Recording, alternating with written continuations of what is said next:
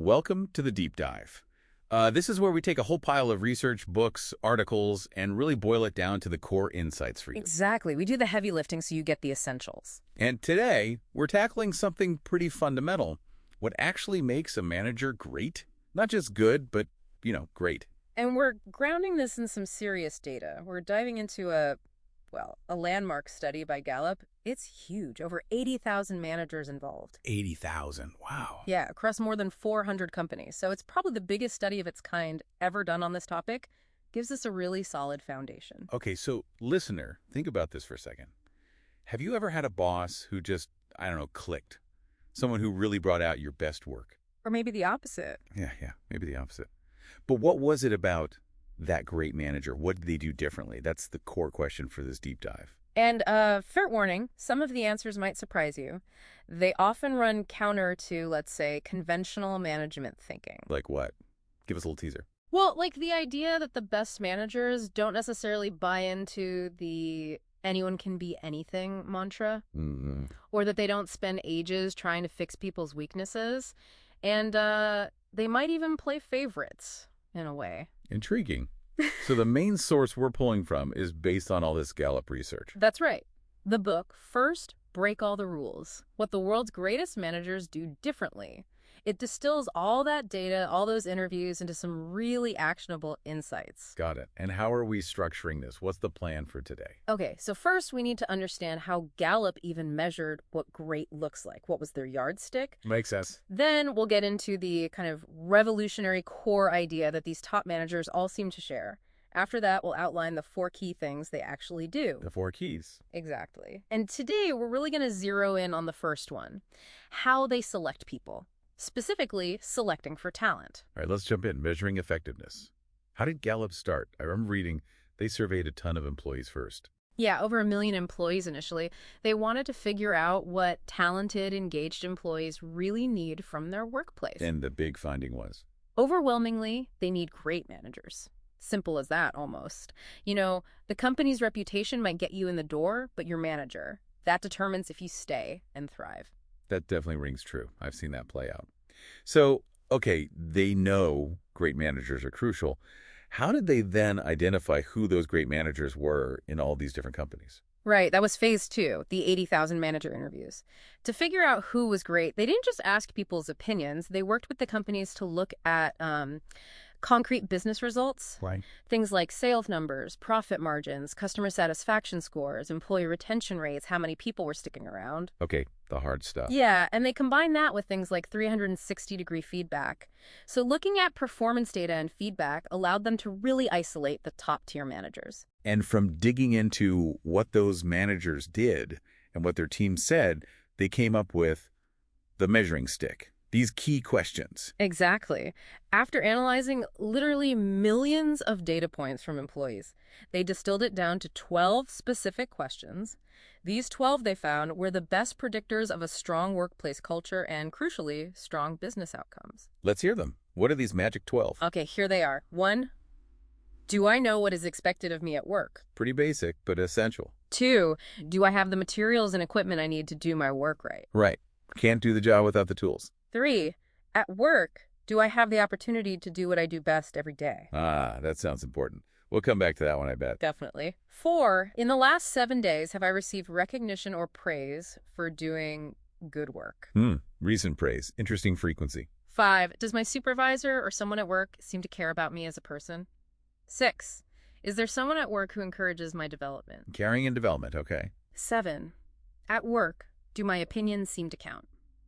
8, does the mission or purpose of my company make me feel my job is important? Feeling heard, feeling purpose. Got it. 9, are my coworkers committed to doing quality work? 10, do I have a best friend at work? Whoa, hang on. Best friend. Yeah. That one always jumps out. Seems a bit strong. It does, doesn't it? And Gallup knew that. They found that using stronger, more extreme wording like best friend or opportunity to do what I do best every day was actually much better at differentiating the truly great workplaces from the average ones. How so? Well, if they asked something softer like, do you have good relationships at work? Pretty much everyone would say yes. It wouldn't tell you much. Ah, okay. It forces a clearer distinction. Exactly. And the best friend question specifically taps into trust and psychological safety. It's not literally about having your BFF in the next cubicle, but about having those deep, supportive, trusting relationships that allow people to, take risks, share ideas, collaborate effectively. Makes sense when you put it like that. Okay, what are the last two questions? 11. In the last 6 months, has someone at work talked to me about my progress? And 12. This last year, have I had opportunities at work to learn and grow?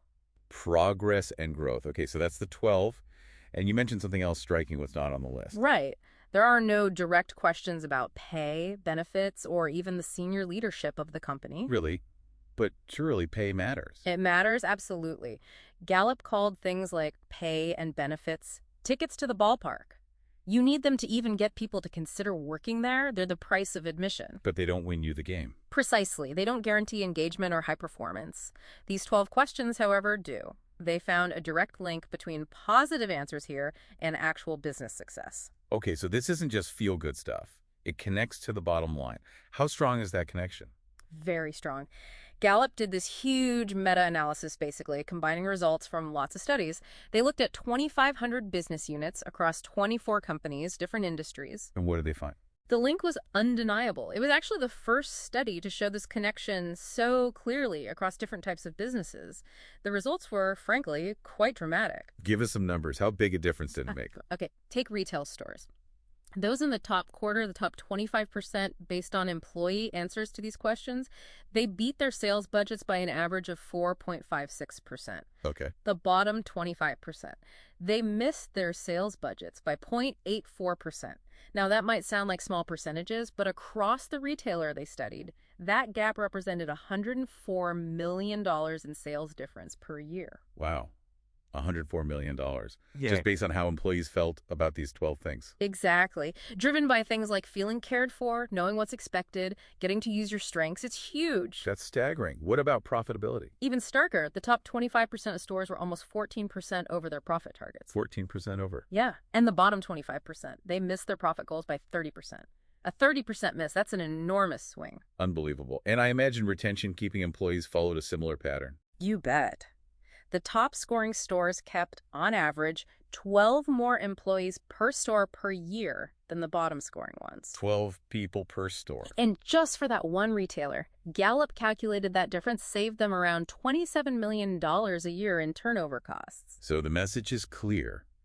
Getting these 12 things right has a massive financial payoff. Absolutely. And the research also pinpointed who makes the biggest difference in how employees answer these questions. And that would be? The immediate manager. Wow. Hands down. They found that an employee's scores on these questions depended far more on their specific team and boss than on the overall company policies or even the CEO. So it really confirms that old saying, people leave managers, not companies. It provides powerful data to back that up, yes. Your direct manager is the critical link. Okay, so the manager is key.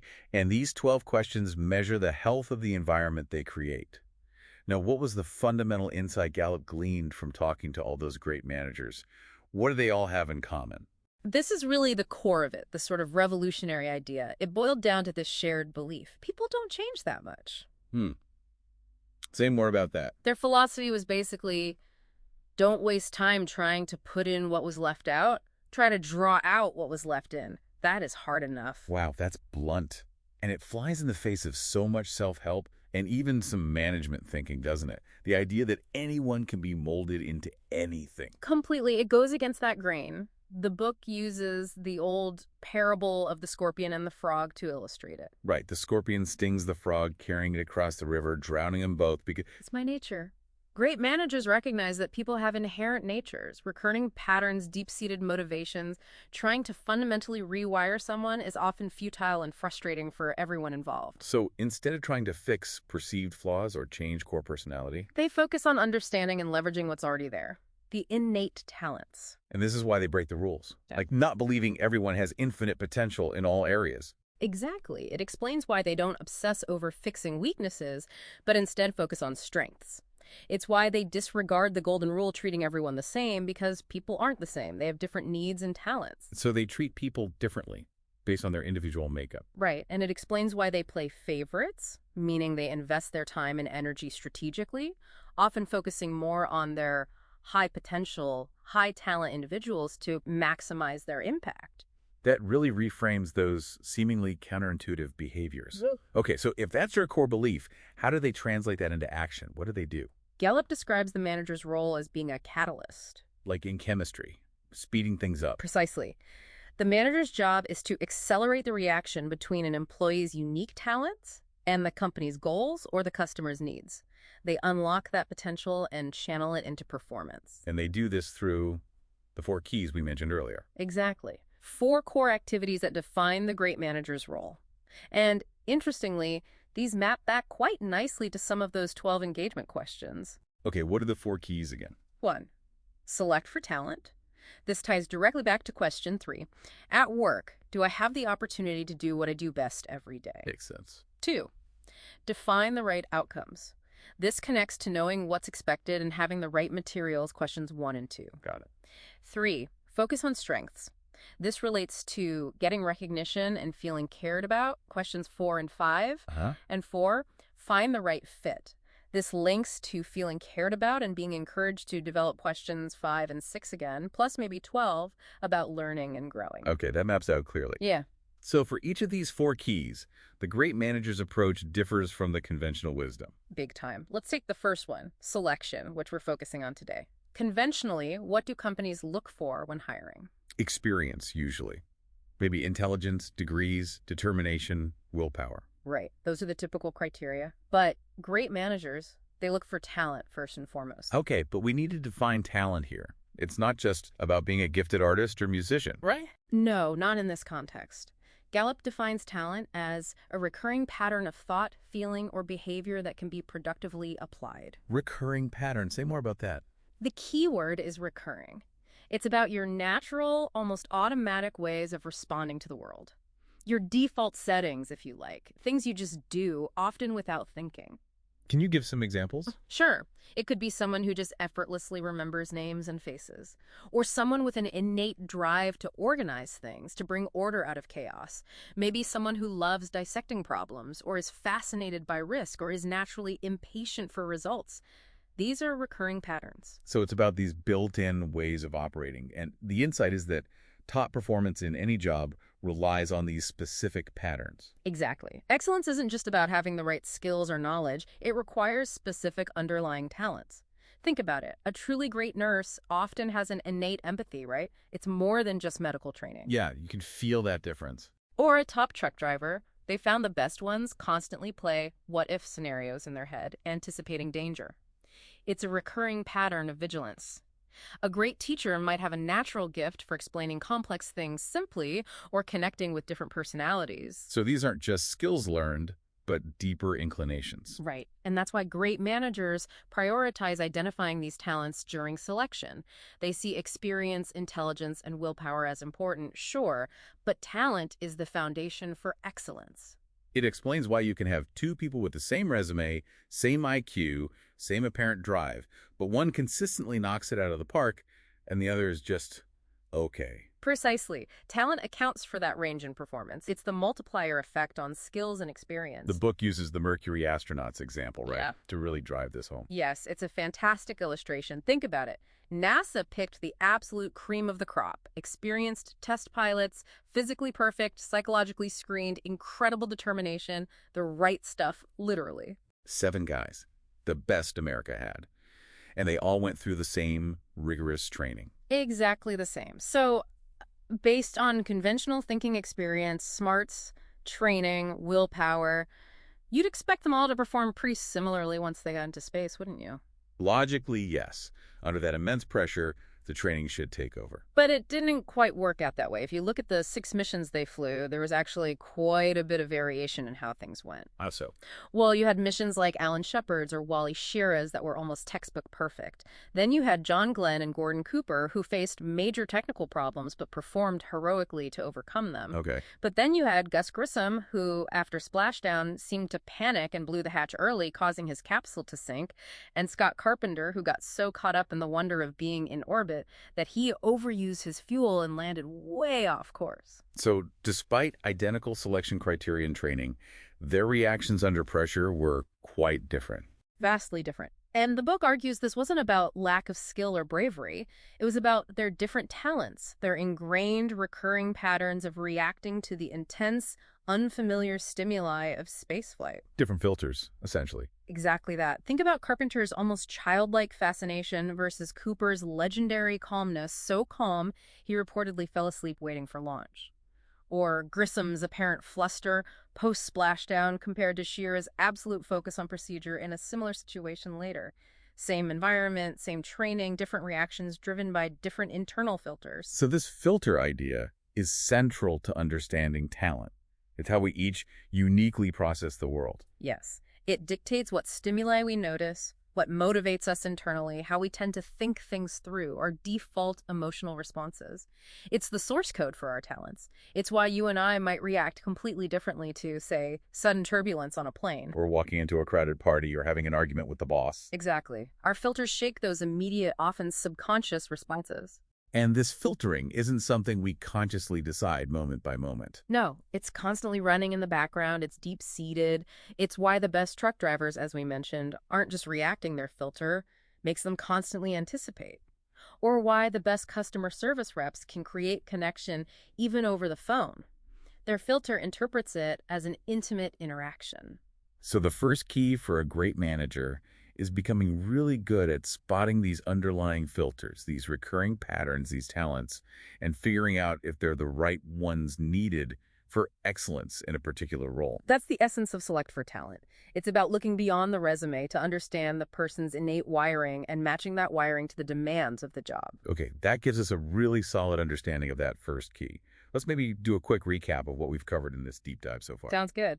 So we started with Gallup's massive research effort, identifying those 12 key questions, the measuring stick, that really gauge workplace health and predict business success. Right, things like knowing what's expected, having the right tools, getting to use your strengths, feeling cared about, and the surprising link to sales, profit, and retention. Then we unpacked the core philosophy shared by the best managers.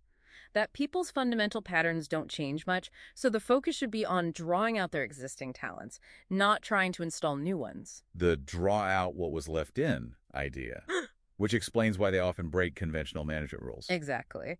And we established the manager's role as a catalyst, speeding up the transformation of talent into performance. Achieved through those 4 key activities: select for talent, define outcomes, focus on strengths, and find the right fit. And today, we really dove deep into that first key, select for talent. Redefining talent not just as skill, but as those crucial recurring patterns of thought, feeling, or behavior. Using the Mercury astronauts is a powerful example of how talent, those internal filters, drives performance differences, even among highly qualified individuals. Right. Talent is the bedrock of excellence. So here's something for you, the listener, to chew on. Think about your own work life, maybe as an employee, maybe as a manager. Can you pinpoint times when focusing on someone's natural talents, or maybe ignoring them, really made a difference? Yeah, what filters do you notice operating in yourself? What are those things you just seem to do naturally, patterns that repeat? And what about in the people you work closely with? Just observing through this lens of recurring patterns can be pretty revealing, can it? Absolutely. It gives you a whole new framework for understanding performance and potential. Definitely food for thought.